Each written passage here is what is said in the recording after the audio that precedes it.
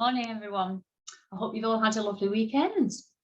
Right, this morning's story is based in South Africa, and actually the person who wrote this book is an archbishop. And if you have, I don't know whether you can see the front there, Archbishop Desmond Tutu, and he wrote this book because he grew up in South Africa.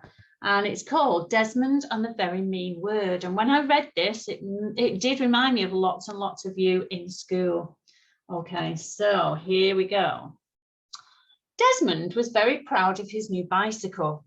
He was the only child in the whole township who had one, and he couldn't wait to show it to Father Trevor. Father Trevor was kind and loving, and when he laughed, his eyes sparkled and his whole body shook. Father Trevor didn't care if you were rich or poor, black or white, old or young. He raised his hat and smiled at everyone he met. He especially loved the children and would even let them play marbles on the floor of his office, where he met the many important people who came to visit him. As Desmond sped down the dirt road, he admired the bicycle's shiny black body and the white stripe on the rear mudguard. Oh, it was beautiful. When he turned the corner, he saw a gang of boys, and they saw him. They stepped into the road and blocked his path. He didn't dare stop. What if they took his bike? Desmond gripped the handlebar and raced towards the boys, dust flying behind him. The boys scattered out of the way, but the tallest, a red-haired boy, spat out a very mean word. The other boys laughed and shouted the mean word again and again. Desmond pedalled away as fast as he could. His heart pounded and his chest ached.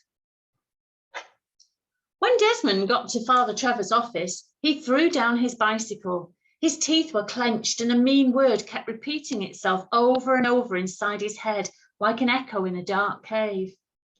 Father Trevor looked up as Desmond burst into his office. "What's wrong?" he asked, excusing himself from a meeting. Father Trevor always knew when something was wrong. "Nothing," said Desmond. Father Trevor bent down until he was looking directly into Desmond's face. His smiling eyes always made you feel that you were the most important person in the world. "You can tell me anything." Desmond glanced down at his dusty bare feet and finally muttered, "Some boys, they shouted a very mean word at me." "I'm sorry that happened," said Father Trevor. "They hurt your feelings, didn't they?" Desmond's shoulders relaxed a little and he nodded.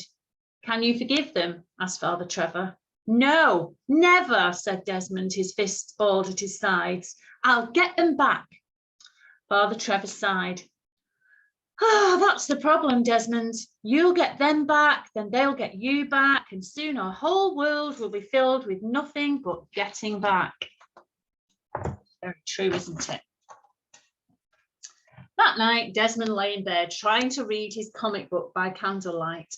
Instead of the words on the page, he kept seeing the mean word written over and over again. The next day, no matter how fast he pedalled to school, Desmond couldn't leave the mean word behind. All day, that mean word followed him around like a shadow in the hot sun. As he rode home that afternoon, he saw the boys again. His hands and face felt hot. Maybe, he thought, if he got even, he'd stop thinking about what they'd called him. So he raced past the boys and shouted the meanest word he could think of. He could hear the boys running after him. Desmond pedalled hard, his heart pounding. Finally, he looked back. The boys had given up the chase. At first, Desmond felt proud, but very soon he began to feel something else. It wasn't a good feeling. The mean word he'd said left a bitter taste in his mouth. I think that's true, isn't it? When you try and get your own back and you say something bad, it does leave you with that horrible feeling. After school the next day, Desmond went to Father Trevor's. "Are you feeling any better, Desmond?" Father Trevor asked as he sat on the floor playing marbles with the children. Desmond shook his head from side to side and frowned. "When people say mean words to us, we often feel ashamed of who we are," said Father Trevor. "They can make us feel a little less lovable, but we aren't." Lowering his face close to the floor, Father Trevor lined up one of the smallest marbles in the chalk circle. "Desmond, everything we do matters. If we smile or if we frown, if we say something nice or something mean." Father Trevor flicked the big marble with his thumb and hit the smaller marble out of the circle. When we hurt someone, Father Trevor said as he got up, it hurts us too. That's true, isn't it? If you say something, it can hurt us as much as the person that we're saying the mean thing to. That night, Father Trevor dropped in to see Desmond's parents. Desmond carried a pot of tea into the living room and went outside. Usually, he tried to listen to what the adults were saying, but that night he just wanted to be alone. Sitting on the doorstep, Desmond looked up at the starry sky, an empty ache in his chest. He thought he could even see the mean word written on the face of the moon. That's a very nice bicycle you have, Father Trevor said as he sat down next to Desmond. The black paint gleamed in the moonlight. Desmond had forgotten to show his bike to Father Trevor. Didn't matter now. He just shrugged and turned his back. He didn't want to talk, not even to Father Trevor. Still thinking about that mean word, Father Trevor asked. Desmond slowly nodded. Our hearts are fragile and easily hurt. This is why we were given a way to heal them. It's called forgiveness. How can I forgive them? They haven't said they're sorry.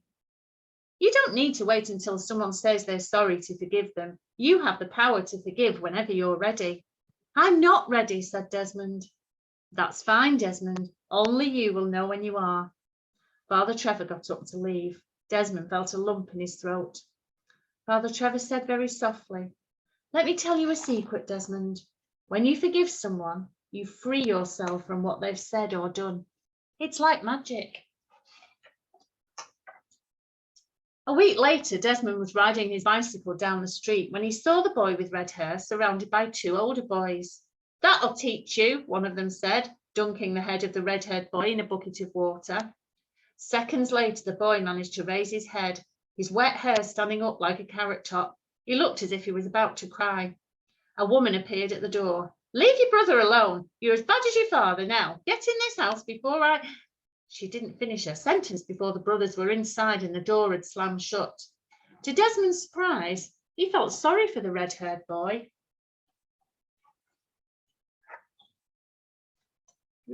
Go find the next page.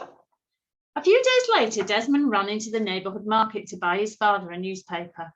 Out of the corner of his eye, he saw a flash of red. Turning, Desmond realised it was the red-haired boy. He was standing alone in front of the sweet counter. It was filled with lollipops and delicious-looking chocolates. Desmond wanted to say something, but what?